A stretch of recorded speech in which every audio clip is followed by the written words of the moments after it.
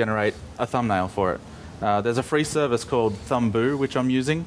It generates website thumbnails for you. It takes a little bit of time to do, but it's got a nice little animation to fill the gap, and that's provided by another plugin. We'll go through and add that in. So the plugin that this one's coming from is called Goodies. It's just a sort of a dumping ground of fun stuff. So I'll clone that into the plugins again.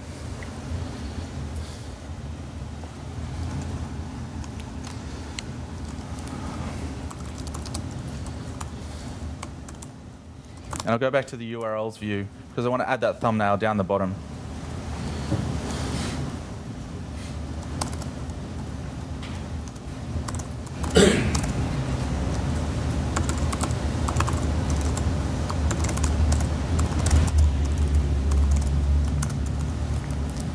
Okay, so we're going to add that in there. First, I'll have a look at, in the plugins, in the Goodies plugin that we've done, we've got views, helpers, and there's this Thumboo helper. Now in here, because we don't have any documentation, there's only one function, it's called image. So image is looking for a URL and optionally a size and a key. So you can read a little bit further. It tries to load a configuration file. So we might go ahead and create that configuration file. We actually need an API key to access Thumboo.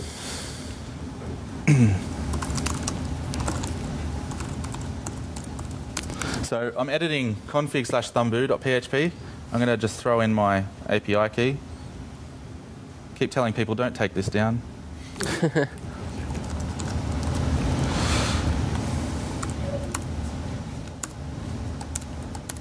Okay, so define an array set to a variable config. And that's loaded in by the helper. Go back into my view, and I want to use this Thumboo image, and I just want to provide the URL to it. That's what Thumboo needs. So we have the URL variable is set in the controller.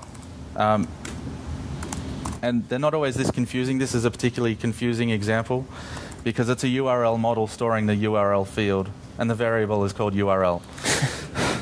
So it's a particularly terrible example, and I really should change that. So yeah, they're not always this repetitive. The other thing we need to do is to tell the URLs controller that we want to use the Thumboo helper. So we've added that in. We actually need to echo the result out in a PHP tag.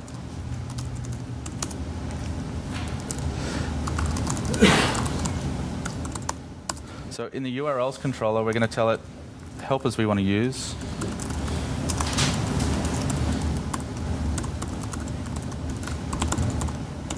We want to use the Goodies Thumboo helper.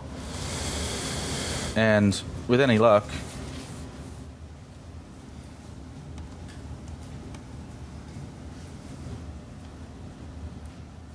waiting for a request from my local machine, which is odd.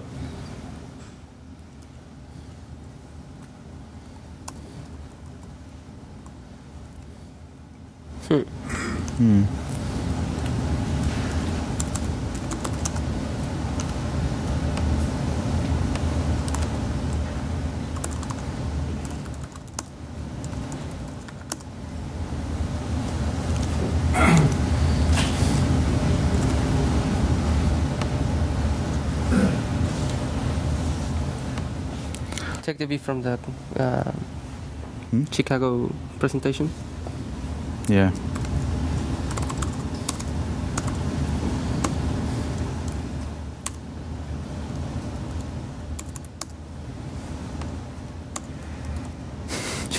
What did we do then? You had a React on app controller.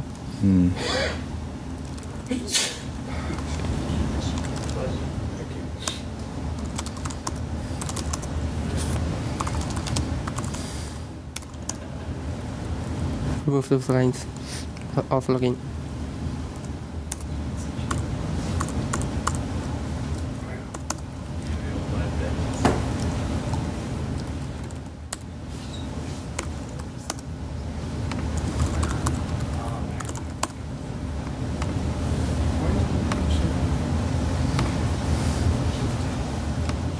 What?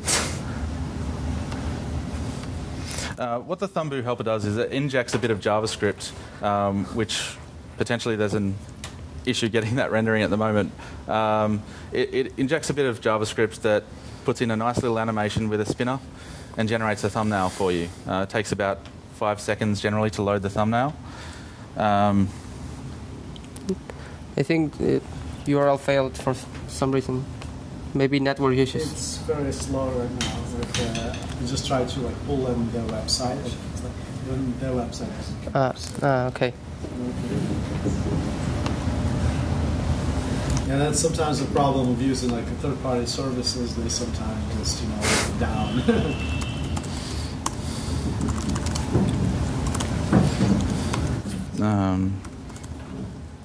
What am I going? Eco.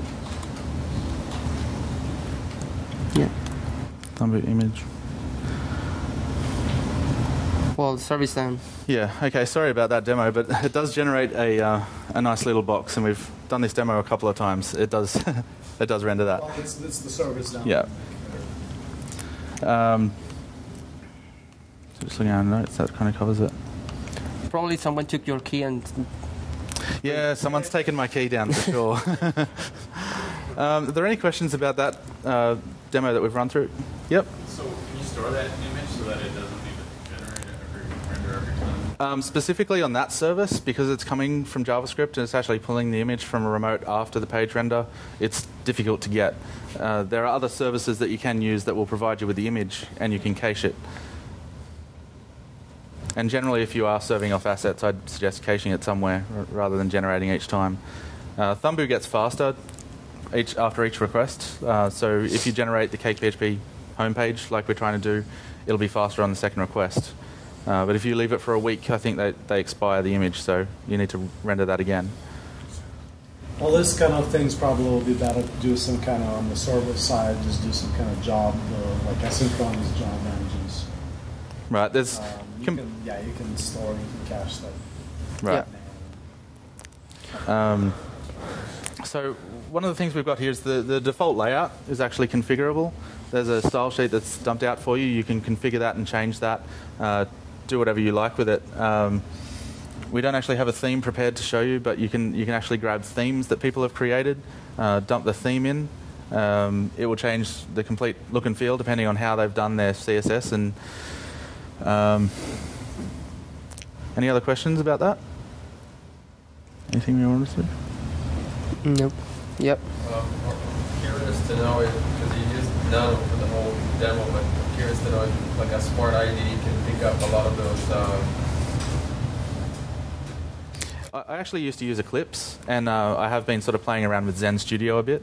They provided a license with me for sort of showing people and whatnot.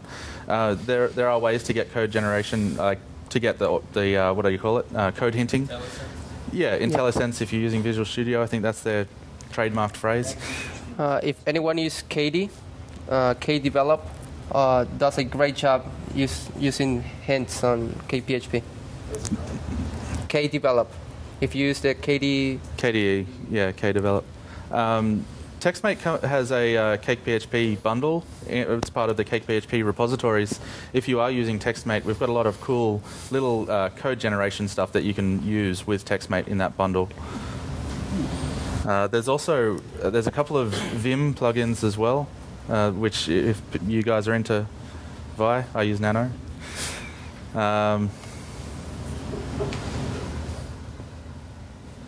Yeah. I don't know if they got the package. Yeah, NetBeans has actually been working for a couple of months on getting CakePHP support. They haven't released anything yet, but we've been communicating with them fairly actively. So watch out for NetBeans as well. It's starting to be a bit more popular. Yep. What's the biggest site running on CakePHP? That's a very common question. And it's a very good question. The biggest one that I believe we know of is the Mozilla add-ons site.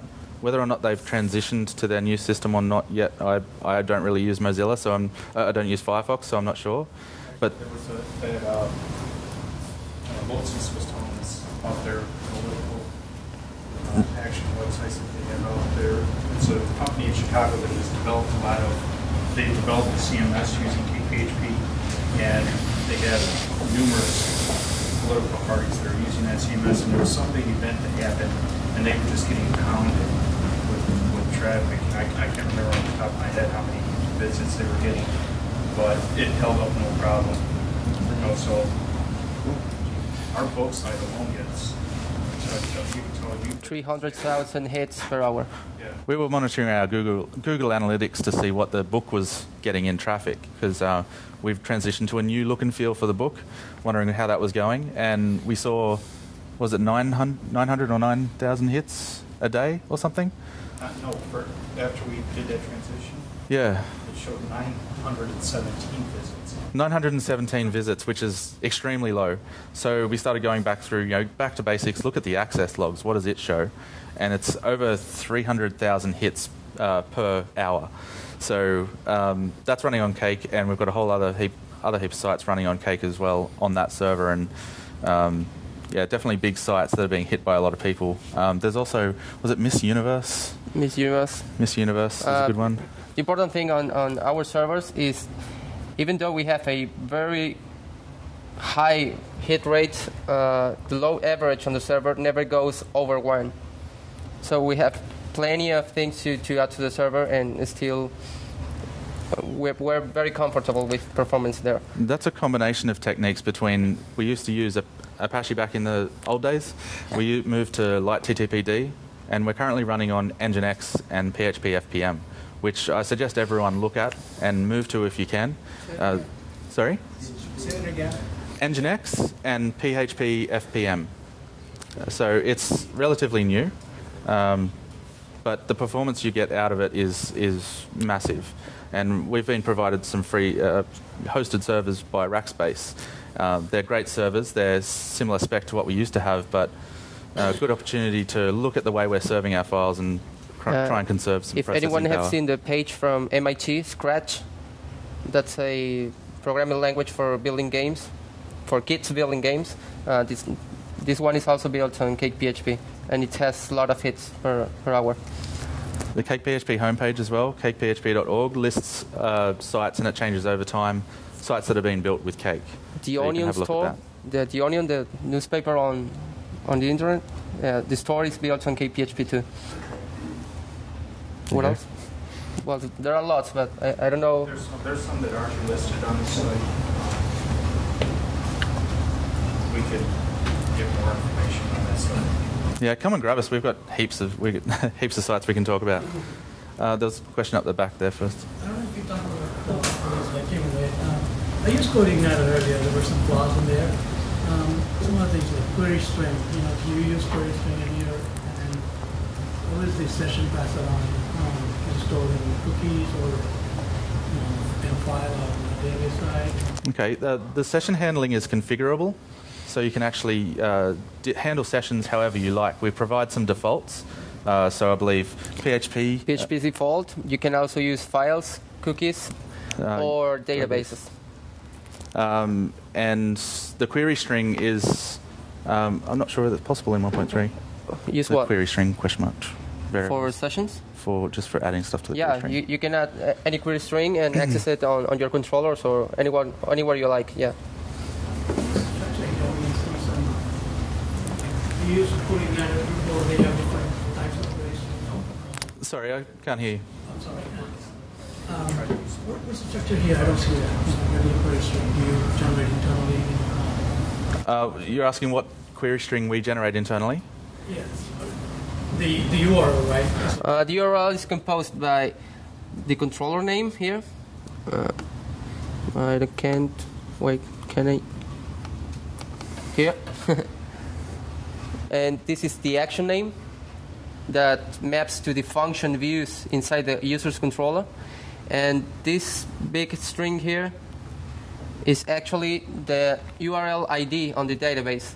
So CakePHP will just read this URL and call user's controller function view with the first parameter, this ID you see there. So it generates one ID from each of those URLs. Yeah. So that's actually just a byproduct of how the action has been composed. So if I have a look at the controller for URLs, I can see that the view passes an ID optionally as the first parameter. So because it's looking for an ID, that's what's going to be used as the first beyond the controller and action name. So we could change this to anything else, and a good example would be to, rather than pass IDs, to pass a slug. So a friendly name generated from the name that's passed in, we could pass that in instead of an ID and then do a lookup slightly differently.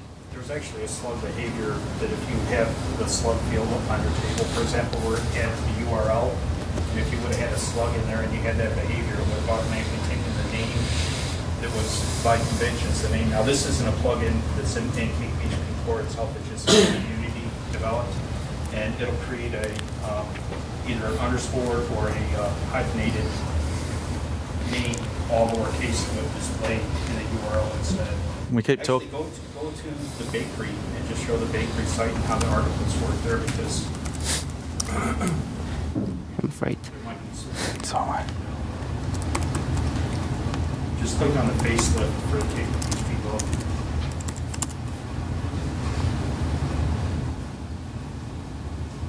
Now go back to the, just click on Sluggable behavior, yeah, that one.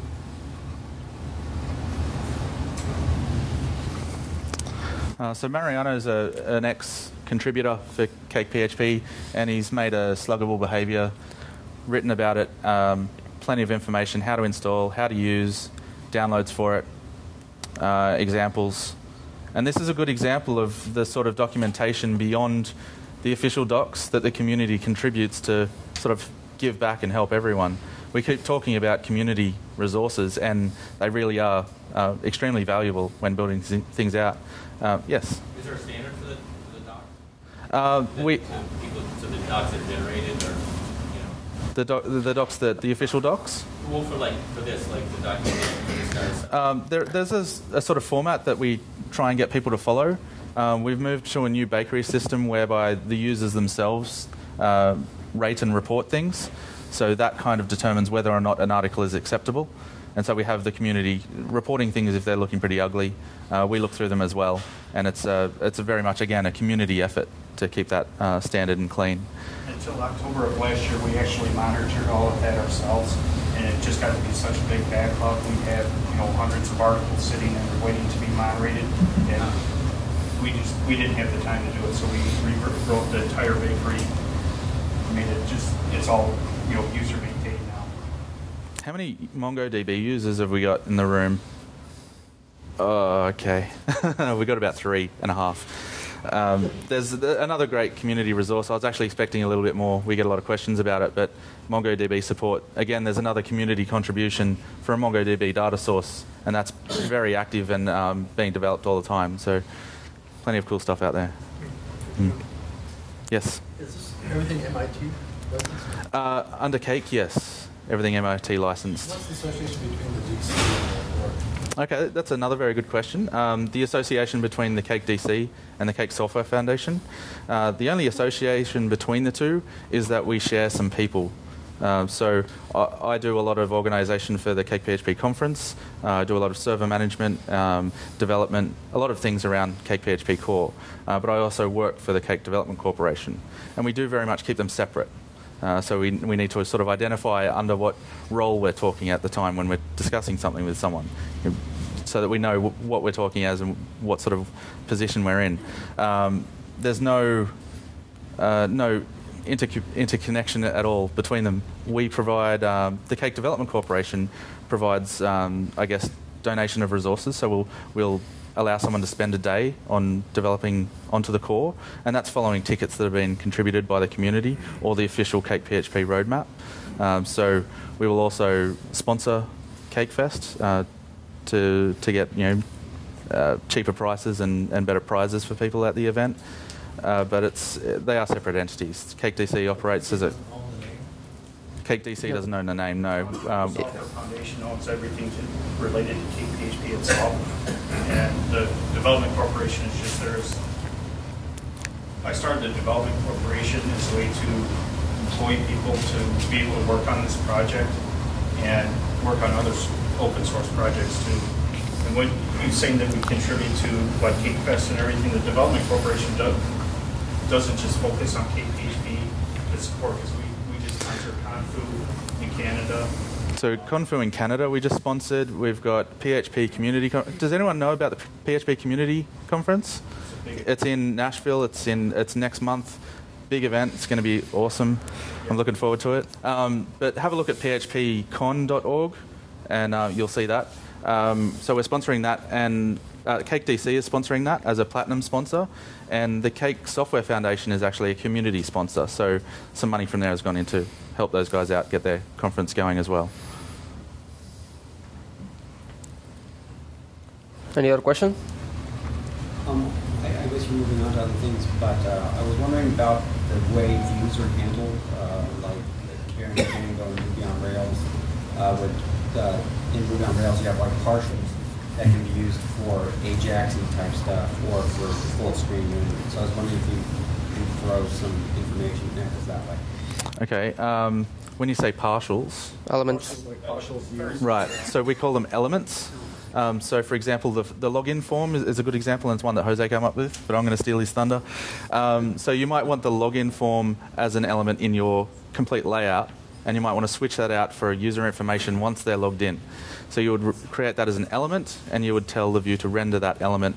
Scroll to the top of that page. Yeah. Actually, this will show your username if it's Right. this link here is actually an element or partial. It will check if the user is logged in. It will show your little gravatar and your username. Otherwise, it will show just a login link. Okay, and so my question is sort of the interchangeability of doing a full screen render versus an Ajax render, where you just Yeah. partial Of course, yeah. the element and not the rest of the screen. Yeah, we provide a way where you put separate files for each type of media type. Like if you want to render Ajax, you will create another file that will get the same information from the controller, but render a different view. Or if you like, remember that we did the view file for login? If you access it using Ajax, it will just render the tiny bit that has the username and password field, not the layout. Yeah, it does that. But if you create a JSON view, for example, and you request this action using JSON, it will render another file. For instance, if you're already logged in, it will show a JSON file with your username and password, for instance.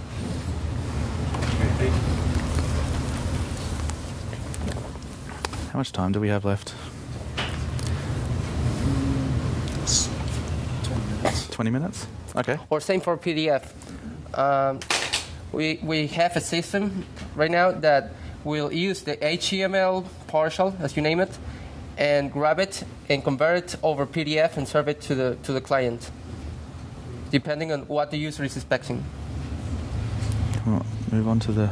Yeah. So if there's no other questions, we might move on to a quick run-through of CakePHP 2.0, which is upcoming.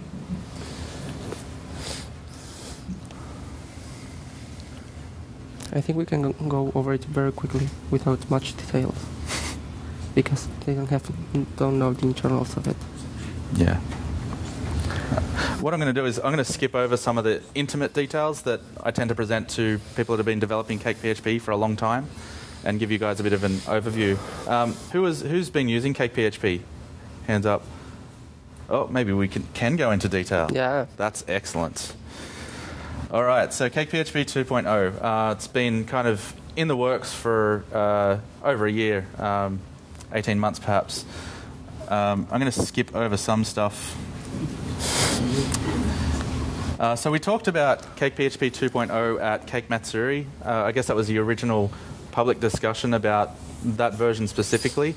And we talked about releasing a PHP 5 compatible or PHP 5 only version. And we've taken the time, instead of just releasing something that was PHP 5 only, we've actually taken the steps to refactor the core and take advantage of this time to do a bit more than just a quick fix. So it's a good chance to look at code that's been around for, it says 4+ years there, but it's 5+ years coming up on 6.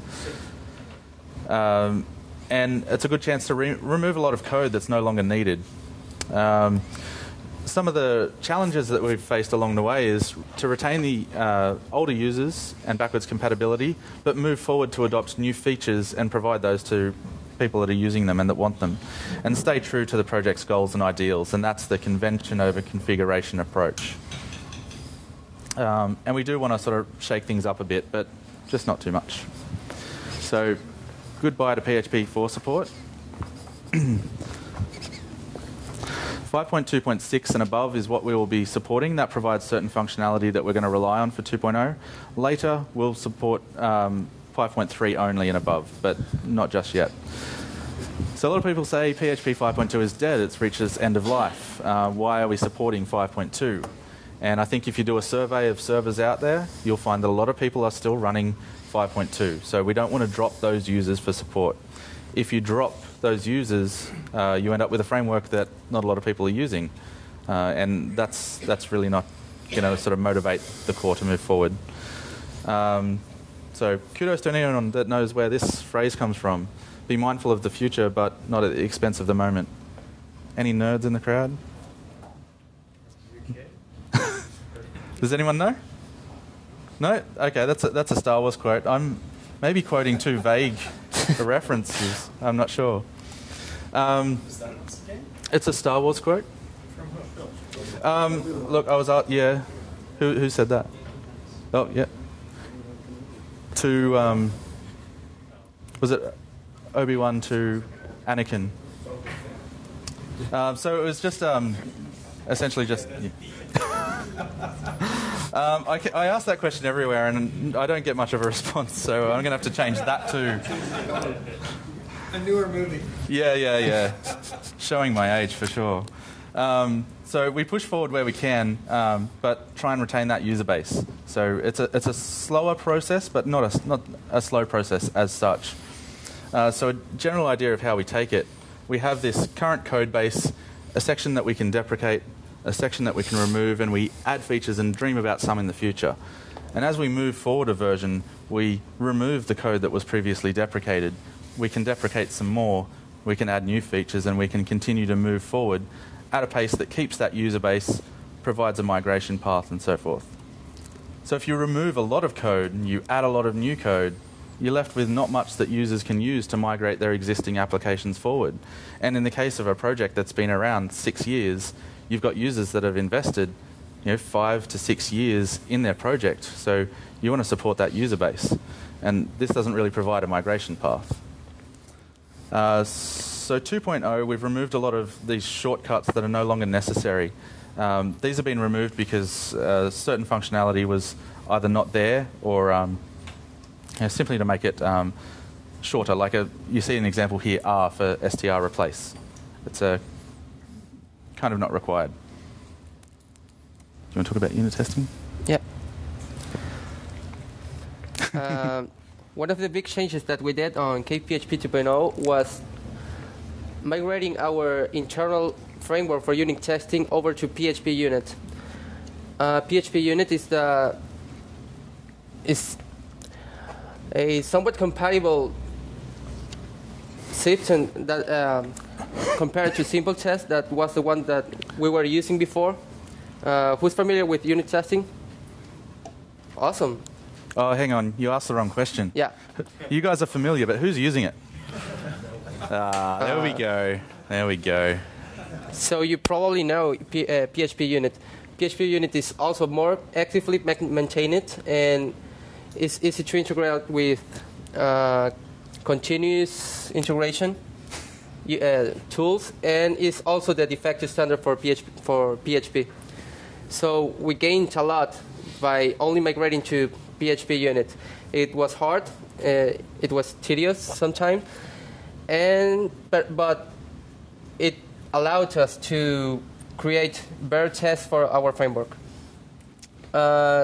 It can be installed either by dropping it into the CakePHP vendors folder, or using pair, if you're familiar with the package manager. And we found out that it's also a lot faster. Also more